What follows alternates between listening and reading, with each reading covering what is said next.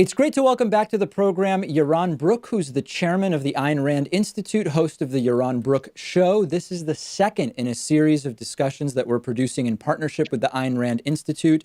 We have already talked a little bit about Ayn Rand, a bit about objectivism, and the conversation started to get into some of the real-world considerations, the economic and government systems that might stem from Ayn Rand's philosophy. And I think it makes sense at this point, Yaron, to get into capitalism. And because so much about our discussion has been about ethics and morality, really to talk a little bit about the morality of capitalism. But in order to do that, I think we first have to talk a little bit about how we define what is moral. What is a moral system? How would we evaluate that? What would Ayn Rand say about defining the morality of a system? So again, let's start with individual morality. Individual morality is a morality where your life is the standard, and where your moral purpose is your own happiness. So a moral political economic system would be a system that allowed you to do that, left you free in a sense to be able to achieve your own happiness. Now for Rand, achieving one's happiness requires the use of reason. We talked about this last time. It's a life guided by one's reason. It's a rational life. It's a thinking man's life, right? It's one that relies on facts.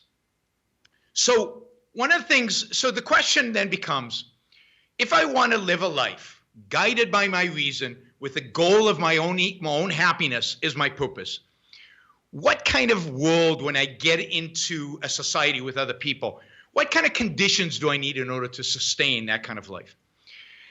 So the question is, well, what would threaten? What is it about other people that might threaten my ability to achieve happiness, to follow my reason? What is the enemy of reason? Well, the enemy of reason, according to Rand, and I would agree, is force, coercion, an authority that dictates to us, this is the truth, and you can't change it. So, think about Galileo. Galileo can think about, his new theory, but as soon as he presents it and it's rejected and he's put in house arrest, well, I mean, he's not developing it. He's not broadening it. It seriously limits the scope of his thinking, because he knows that if he pushes the envelope a little bit, they're going to shoot him. Well, they can't shoot him in those days. They'll burn him at the stake. The ultimate enemy of human reason and human rationality is force, coercion, authority. So that's the one thing we have to extract from human interaction. We have to leave individuals free to think what they want and to act on those thoughts. And as long as they're not using coercion on others, leave them free. And that's the concept that defines that, as a concept that John Locke comes up with, which is the idea of individual rights. Individual rights are the moral, it's a moral idea that basically says individuals need to be free to pursue the values that they need in order to succeed in their life, to achieve their happiness. They need to be left free from coercion and force. And rights are a moral concept that defines our relationship in a social context that says force is out. You cannot relate to one another using coercion. So that sounds like it makes a lot of sense in many ways. And the only thing I want to interject here as we start to explore this is, when we talk about force, we could imagine force coming in the form of, from an oppressive government in Stalinist communism. We could imagine force coming in a different form from a corporatocracy in which the desires of the average individual person are effectively irrelevant because they don't have the corporate or financial power of large corporations. I mean, if we're properly and widely enough defining force, I think we'll get a lot of agreement on what you've said so far. Well, I don't think you can widely define force in the way you just did. Really? We have to have a clear definition. Force is force.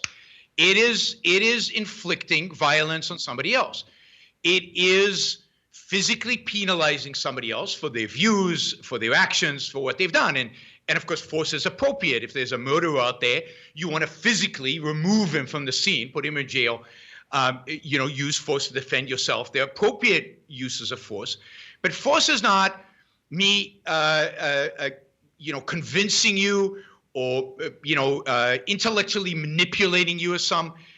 I believe every individual has free will. As long as we interact with one another on a voluntary basis, force has no place in interaction. Let's put corporate force, or how you define corporate force. No, see, I think that's the problem. I think we're going to disagree there. For a second. We're going to okay. I mean, I'm happy to go back to it, but let's get to capitalism. Let's define capitalism, and then I'm happy to go wherever you want to go. That's fine. I'll just mention my 15-second interlude is, I think that if we are already a priori defining force in this narrow a way, we are already preempting one of the most important parts of the conversation, but we can come back to it if that's the way. Fine. It's easy to come back to. Okay. I'm sure we will. But yes, Ayn Rand is defining force in this, you would think, narrow way, but this is the way force has been defined for a long time.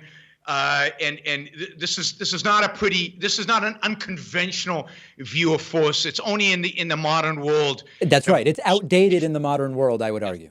We define force to include certain voluntary transactions that people engage in. But so if we define force in those terms, then Rand would say we create an institution called government. And the purpose of government, the only purpose of government, because the only threat to individuals and the only threat to reason is force. The purpose of government, the only role of government, therefore, is to extract force from society, to protect us from the use of force by other people, domestically or internationally, to arbitrate disputes between us so we don't revert to force, we don't go out dueling in the streets. So the only purpose of government, according to Rand, is to create an environment in which rational individuals can pursue their values, to pursue their life in pursuit of their own happiness, right? That is it. And anything else that the government does, it by definition violates rights, because government is an agency of force. Government is an agency of coercion, of authority. So, we can move into how that relates to a capitalist system. I mean, I think that this is the problem with, if you define the terms in this way, when you control the inputs, you lead to a seemingly rational output, which I can tell we are going in the direction of being a relatively free market capitalist system. Absolutely free. Okay, so you're going even further. What I think the problem is that it is an improper set of inputs, because when you look at the world as it is, not as it might be in this, the framed way that you're putting together, you see something like, for example, business regulation. That is, by the sort of framework you've established, regulating a business is you're preventing the business from doing what it is that it has determined it wants to do. I mean, I think we get how that's a problem. Yep. But the idea that we hear from some in the libertarian right, that businesses have an incentive to regulate themselves because the PR will be so bad if anybody gets hurt from what they do, it just doesn't happen. It is, I consider it a form of force that businesses, when they are underregulated, do things that are bad physically for people. I mean, it's not just bad for people's emotions, it's physically bad for people. I consider those forms of force that necessitate a certain degree of government involvement. So I know, and this is where we're going to disagree. Yes. And the disagreement, I think, harkens back to some of the issues in morality. But let me be clear. First of all, I don't like the idea of libertarian right, because I don't know what that means. And the whole right-left spectrum, I don't want anything to do with it, right? So let's get rid of that. But I'm for no regulation, or for regulations. We could argue about very, very particular cases where corporations or businesses, in what they're doing, are inflicting so much risk that it is a violation of somebody's rights. But generally, I'm for no regulation. Not because I believe that markets can solve these problems far better, but because there's no right to regulate, right? The point is this: as long as a corporation has not inflicted physical harm on you, you have no claim against the corporation. If it inflicts physical harm against you, that is when, yes, government should step in. Just like if I inflict physical harm on you, then the government should step in. But the government cannot preempt, say, Yaron, you've got that funny look in your eye. You're going to punch David any minute now, so we're going to restrain you in advance. That is inappropriate law, and that's how you get authoritarianism. Well, hold on a second, but I don't think that that's how it, so that's exactly one what scenario. it is. Let me give you a different example. You have a government that says, listen, the industry of producing large plastic, large plastic manufacturing. Okay, go ahead. Can we put environmentalism in the side for a Okay, minute? forget about it. Forget about that one. Just for a side for a minute, because it's complicated. Fine. Let's do a different example. Let's do food or something like that, right? Let's do insurance, car insurance, for example. I mean, let's make it something a little more mundane. Sure. The government says, if you, because car insurance ties into so many different things that influence, public roadways and accommodations, people's health, private products, which are vehicles, which are manufactured. If you want to be in the business of auto insurance, that's fine.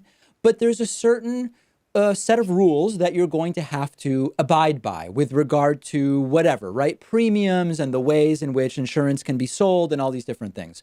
Nobody is forcing an entrepreneur. Hold on a second. Let me at least frame the question. Nobody's forcing anybody to be in the auto insurance industry. Nobody is coming in and saying, I need you to do this, and here's exactly what I'm going to do to you. There's all sorts of businesses you can participate in. Here's one we've identified where there will be some rules you have to play by, period. But there is enormous force being inflicted here. Let's say I'm an entrepreneur. Yeah. I have a new idea on how to deliver auto insurance that breaks the rules, which almost every new idea does. That's the nature of new ideas. Uber breaks the rules. Every new innovation breaks the rules in some way. And I want to offer this insurance. And there are people who are willing to buy it. There are people who are willing to reinsure it or whatever. Everybody I deal with, I'm dealing with honestly. I haven't committed fraud. I haven't done deceptive advertising or anything like that. I'm dealing with it honestly. I'm providing a product that people are voluntarily buying. And when the accident happened, I'm paying up. So I'm doing everything by the book. But it's online, or if it's virtual, or something new is being attempted here, or the way I do the premiums violates the regulation. Now you're coming and physically shutting my business down. And if you're so inclined, you are physically dragging me off to jail if I don't pay the fines that you have physically extracted from me. There is clearly physical force here because you're limiting. You see, I want a world in which the possibilities for innovation and creation and applying the human mind to new ideas is unlimited, because it is unlimited. Why do you think, though, that degree of total lack of regulation, there's a lot of people who like to say communism has never worked. That degree of lack of regulation has also not worked because it's chaos. No, it's not chaos, because it's not chaos at all. It actually gets a much more ordered society than you get otherwise. I mean, you get semblances of that in Silicon Valley, where nobody has had the time yet to put the rules in place so people are actually free to innovate, to think outside the box, to create new stuff. You got that in industry in terms of innovation in the 19th century, where imagine if regulators had decided that kerosene was wrong and lighting was therefore wrongly regulated and placed rules and restrictions around lighting. And therefore, when Thomas Edison came up with electric light, that was outside of those rules, and he couldn't do it because it was not appropriate. We were doing kerosene right now. So no, it's not chaos at all. The market is an amazingly beautiful thing. I mean, one of the amazing things about capitalism is when you find places that have a little bit of it, and granted, you can't find anywhere that has all of it, but when you find places that have a little bit of it, they're amazingly ordered and amazingly productive and amazingly, flourishing. So, but why is it that we're not seeing it at any kind of larger scale? Well, because we don't trust people. So this goes to the question of, I wanted to go to food because that's the typical one. If not for food regulators, if not for the FDA, McDonald's would be poisoning us because, McDonald's knows that the best way to make money is to kill its customers or to poison its customers. I mean, it's the idea that human beings are not rational, that human beings don't follow reason. That idea leads us, and indeed that self-interest, the idea of pursuing profit is evil and bad. No, and but I think the problem I have with that example ideas that lead us to distrust businessmen and therefore to project onto them the worst kind of behavior, and then to assume then that some government entity can stop them from behaving in that way. But the thing is, that's a cartoon. We need to make, if we're going to do the McDonald's example, reality. if we're going to do the McDonald's example, we need to do it in a more sensible, or as you would like to say, a rational way. Because the view of an unregulated McDonald's would not be, let's put out food so unhealthy that it kills our customers and we go out of business.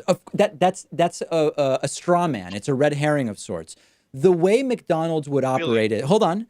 The way McDonald's would operate is, let's put out food that maximizes our revenue, which is done not by poisoning people to death in 5 years, but just by having really low quality food where when someone's 65, they end up obese and with heart disease, and it's not really clear that it's because of McDonald's, and we could never be held liable for that, but we make a lot of profit over the 40 years that person comes and buys from us. That it's not let's kill our customers. Yeah, so instead let's kill our customers, because at the end that's what you're arguing. You're just arguing for subtly killing them over a long period of time. And it's not just McDonald's, it's all food that one has consumed over their life. Yeah, but think about the alternative, of course, we have. And the alternative is we get a government health pyramid. We get a government pyramid that tells us what we should buy. And as a consequence, we've been telling people about unhealthy food. That's true. I mean, let's assume this is true. Grains, and having them eat massive amounts of grains and sugar for generations. We got an obesity crisis. So sure, the food pyramid was wrong. That's true. I'm suspicious of a generalized theory that somebody from the top is going to dictate to all of us in terms of what is healthy food. And that's why I love a marketplace where different foods are proposed. But let's take your example where they're poisoning us slowly. For lack of a better term. Which is what people think McDonald's is doing anyway, right? Yeah. Because meat is bad for you. I actually think it's the bun that's killing you. But put that aside, right? I mean, imagine if that were true, and imagine that there is some knowledge about this. Not that they're doing it, but there's some objective knowledge about nutrition, that we know what's good for us and we know what's bad for us. Yes. So let's say McDonald's is selling us this stuff that over the next 50 years is going to cause us cancer and we might die. Now, there is a massive incentive for people for those who know nutrition, to look at McDonald's food, test it, evaluate it, and provide information about the quality of that food. And then allow individuals to make decisions about whether they want to be poisoned over 50 years or not. And people make those decisions. I still see people smoking, right? So people make decisions. Well, smoking is addictive, and I think it's different. I don't know that I would use that as an analogy here. I think the analogy for McDonald's is the imbalance in market power that McDonald's has to suppress and to fund counter studies that say, it's all inconclusive. I think that's a better analogy. Massive amount of market power is in the hands of consumers, not in the hands of McDonald's. And if you think that if a agency, a private agency, which I think is what would evolve in a truly free market, and competing private agencies, if those private agencies declared certain types of food unhealthy, and there would be some disagreement because it's not clear what's healthy and what's not, I think that's a much, much healthier environment. I mean, I listen to NPR a lot, which might surprise some people, but they used to do these shows on farmers in California. And one of the things that came out of those shows, I don't think NPR intended it, is that there are two types of inspectors that come and inspect the food in the farm, in California at least. One is the FDA inspector, the government inspector that comes to inspect the food. And the other one is the inspector that is basically a consultant that comes in that's been hired by the supermarket chains. Guess who's tougher? I'm sure in this example you framed up, it's not the government regulator. It's not the government regulator. So why? Because the government has nothing to lose by poisoning all of us. I mean, it doesn't. It just doesn't have anything to lose. And indeed, the inspector's not going to lose his job if there's E. coli in the lettuce and he didn't discover it. But you know what? The supermarket has a lot to lose if they landed up poisoning us. The supermarket has a lot, and the supermarket will fire the inspector if he missed something. So in my view, the market, not only from a moral perspective, should be the only guarantor of the safety, because government shouldn't be using force against somebody who hasn't yet committed a crime. But also practically, my view is unequivocally that the market would produce a much better result in terms of higher quality food, much healthier food. And it is the centralization of power, which is what is really leading to bad outcome in terms of food, in terms of health, and in terms of a lot of these other things. But why isn't it happening then? I mean, regardless of whatever standards exist now from the FDA, why aren't these corporations putting in higher requirements and preventing all of the issues that end up happening? I mean, it's like they could do it now. Nothing's stopping them. Some of them do. I mean, this is, again, the beauty of a relatively free market. And look, there is no free market today, right? So there's no capitalism today. You know, we both know these markets are heavily regulated. Maybe you want to regulate them more. I would like to get rid of all the regulations, but they're heavily regulated today. For example, if I want to compete with the FDA, there's no market for that, or there's a very limited market for that. You don't get the kind of outcomes that you would get in a true free market. And in my view, we are all much, much poorer, both spiritually and materially, because of that. We don't see the unseen, which is what's really interesting in economics, kind of what could have happened, what is the alternative. So that's one reason we don't see it. But the second is the beauty of the market today is the options that you have. You don't have to go to McDonald's. There are like 500 different little places that sell a variety of different hamburgers. You know, some of them are grass-fed, and some of them are Kobe beef, where the beef is massaged every day. And some of them are not even meat. They're vegan because they grow them in labs, or they're created out of vegetables.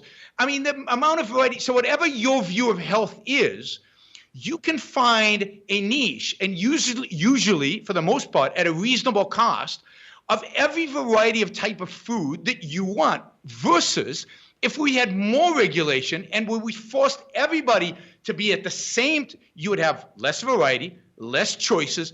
And if you happen to disagree with the FDA's recommendation about what's healthy, you'd be stuck with what they recommend, because that would be what was forced down all of our throats. So I want to shift a little bit to a different aspect of capitalism, but I completely reject the notion that regulation necessarily reduces the broad-based type of choice that you're talking about. We're talking about very specific types of regulation. I don't think we're going to agree, but here's the thing. So a lot of this focus has been on markets, but I want to talk about a different side of capitalism, because I as a social democrat who is that's a form of capitalism, I'm very interested in. I do not think that the immorality of capitalism is in, for example, making money off of surplus labor value from workers. Okay, I'm okay in principle.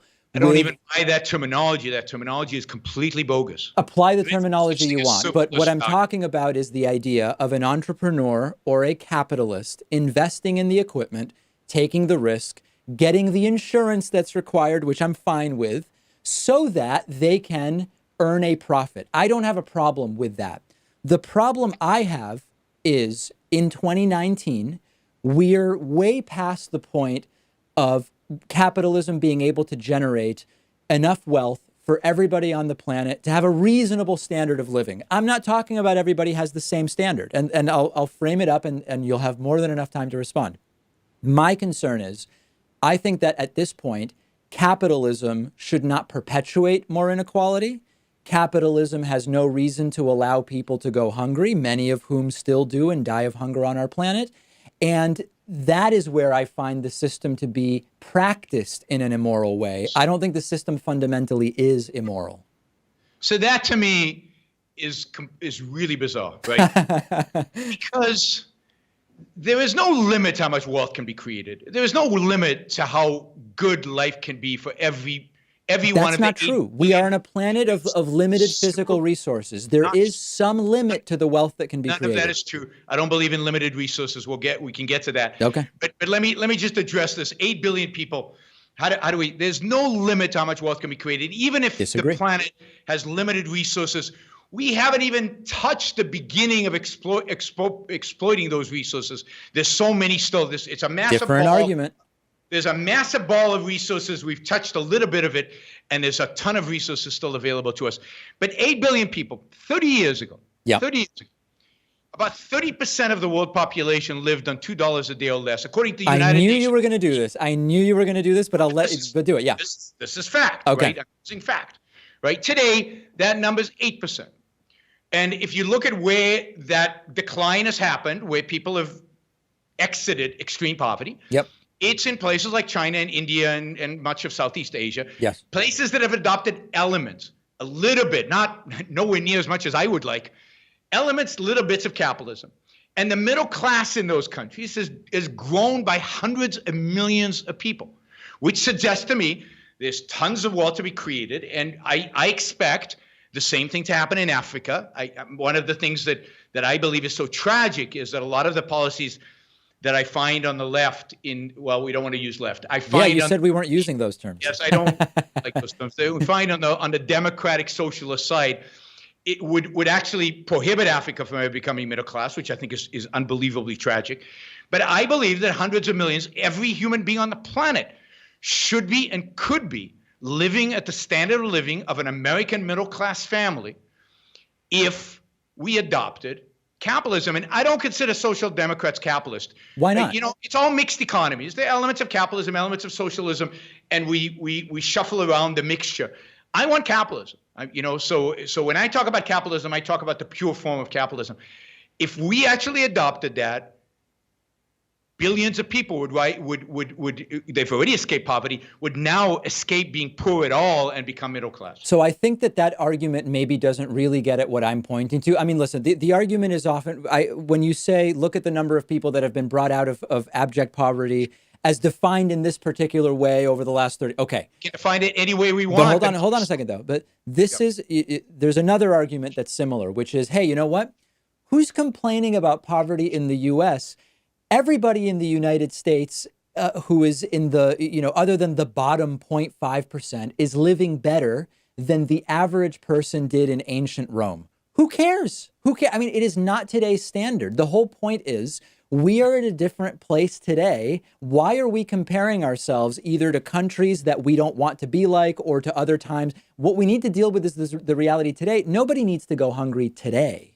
I agree with you. Absolutely. Okay. Nobody on planet Earth today should go hungry. And the solution to that is the same solution that has brought billions of people out of abject poverty. That is that solution on steroids, that it's actually adopting capitalism fully, would bring every human being, almost every human being on planet. Some people would still starve, and some people, I'm going to make a very controversial statement. Some people deserve to starve, but very few. I don't very, think so. Very few. The white beating drunk does not deserve to thrive.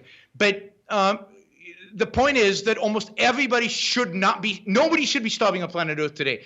And indeed, if they applied the right politics, they applied the right economics, they applied the right philosophy, nobody on this planet would be starving. But you're today. making it more complex than it actually needs to be. I would first of all challenge the notion that it is the free market capitalist elements that have even done what it is you claim they've done in lifting people out of poverty. I think it's the social democrat part of it, but that's maybe a different conversation. But I would even go further. In China, and you don't see any social democracy in India and China. I would There's actually. no welfare state in India. There's no welfare state in China. And if you look at those parts of China and those parts of India where the wealth has been created, where people have come out of poverty, or Thailand, or Taiwan, or South Korea, or Hong Kong, or Singapore, it's those places where they have let markets work and left them alone. With regard to the hunger issue specifically, you're mentioning all of these things that need to happen, including changing to this strictly free market capitalist system. We could just solve it right now just as a political decision. I mean, we throw out anywhere between 25 and 50% of the food that is grown, if you consider everything from the fields through stuff sitting and going bad in different places. There is just not a political will to solve the problem. I don't think we need to totally restructure in the way you're suggesting. It's a few tweaks to the system we have. That's completely untrue. If you look at the number of the hundreds of millions that are going starving, the amount of food, the necessary to ship it, that's just untrue. We'll focus on the U.S. to begin with. Of course, it would require massive amounts of coercion. It would require massive amounts of force that have a cost in and of itself, and that, in my view, are completely immoral. And your goal of eradicating poverty does not justify using force against individuals. Well, we're talking about hunger now. So we're talking about hunger, and we're talking about we could do the U.S. or not. I mean, how would if my neighbor's hungry, yeah, he has two choices. He can come to me and ask for help. And most cases, I'd be happy to help him. Or he can pull out a gun and take my stuff. He has no right to pull out the gun and take my stuff. And democracy doesn't make it legitimate for him to take the gun and take my stuff. Sure. So voluntarily, we can all voluntarily solve this problem. It's obviously not the highest priority we all have in our own lives, and therefore we're not solving it voluntarily. And add to that, foreign aid, this kind of aid to poor countries, has never brought anybody out of poverty. Okay, so that I agree with. I've talked a lot. Yeah. What we need to do in Africa is bring them the ideas that will allow them to bring themselves out of poverty. What we need to do is for them to adopt the ideas, and this I'm all for, advocating for that. Instead of doing all the foreign aid and charity and all these other projects that I think have marginal, if often negative impacts, let's bring the political philosophy of the Enlightenment. Let's bring those ideas to Africa and to the parts of Asia that are still suffering. Yeah. And I think what you'll see is the eradication of poverty without any of us having to ship food to another country. Because the problem in the world, you're right, is not a lack of food. There's no lack of food in the world right now. Yeah, I think we would agree. And I've talked before about how if you find a place that's so poor people don't have shoes, and you just start sending them shoes that are manufactured in China by an American company, people will have shoes until those shoes wear out, but they don't have any footwear industry, and they're not actually solving an element of the problem. But where I think you and I separate is, I think that helping them build the industry is only one part of it. It's not that utopian solution. It's building the industry with an understanding that we are going to use this industry the way places like Norway and Sweden do to make sure no one falls too low. And that's the total package solution. It's not just here's free market capitalism. Have at it, folks. So I'm not for building them industry. I'm not for doing that. I'm for building the infrastructure that actually matters. And the industry is not what actually matters. The industry that these countries need is the political infrastructure. They need rule of law. They need the protection of individual rights. They need the extraction of force from their societies. They need the governments to stop being as corrupt and as kleptocratic.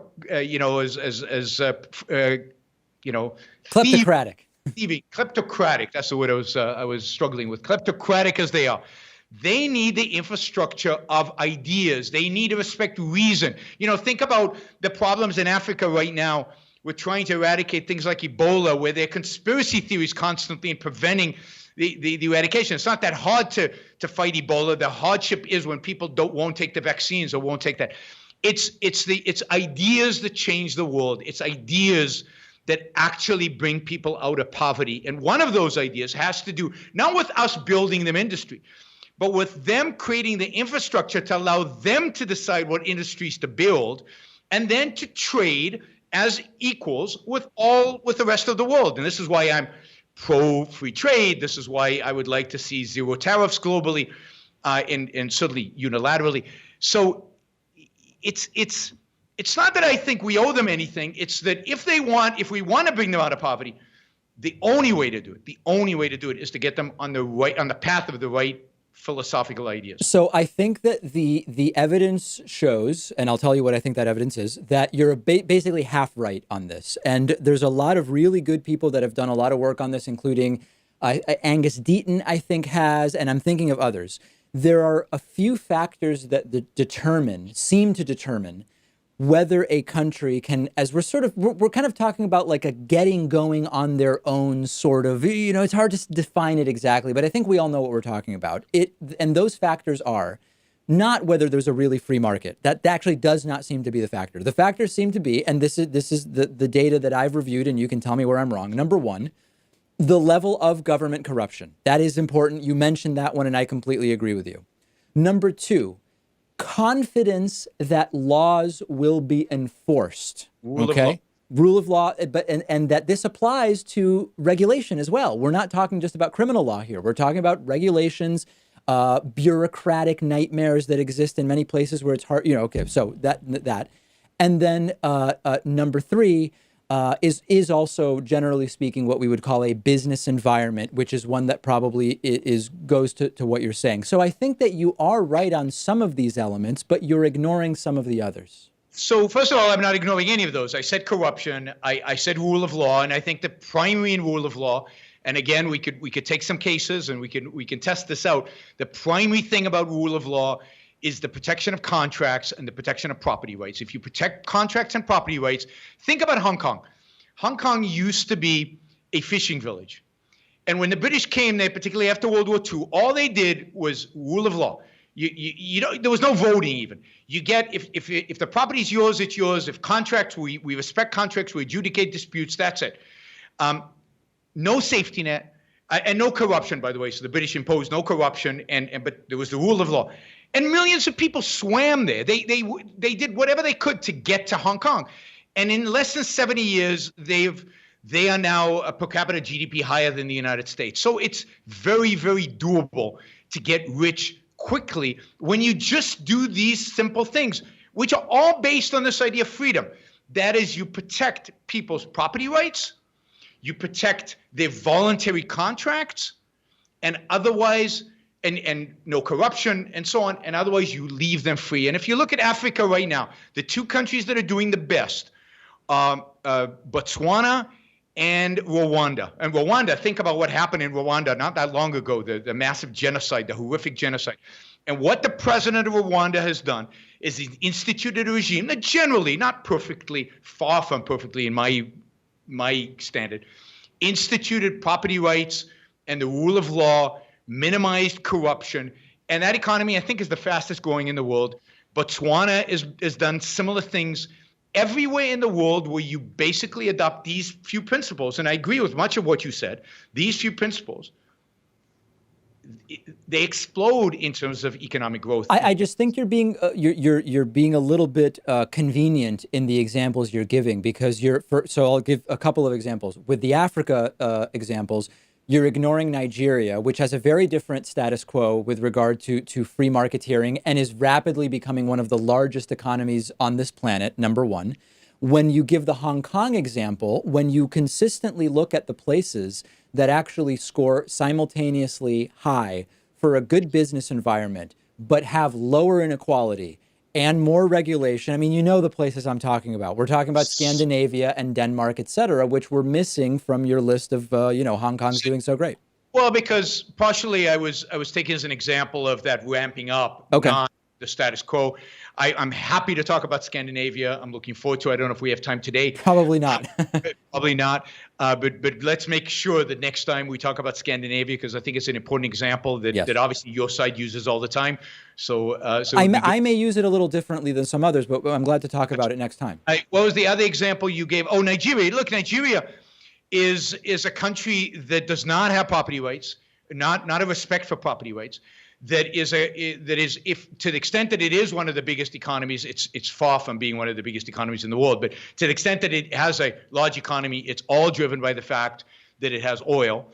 But it is also driven by the fact that it has a relatively educated population, at least in the capital, not so much in the periphery. But it is still a country that has no semblance of capitalism, really zero. It is still very corrupt. And what is really lacking in Nigeria is this idea of a rule of law and the protection of contracts and property rights. And if Nigeria ever adopts property rights and contract law and really privatizes much of its territory, Nigeria could indeed become one of the richest countries in the world, because it certainly has the natural resources for it. Not the natural resources are necessary for wealth, as the example of Hong Kong illustrates. So this, I think, will probably feed us pretty well into conversation number 3, where we get into welfare programs and the different ways in which countries manage it. I think that will afford us an opportunity to certainly talk about the Scandinavian countries.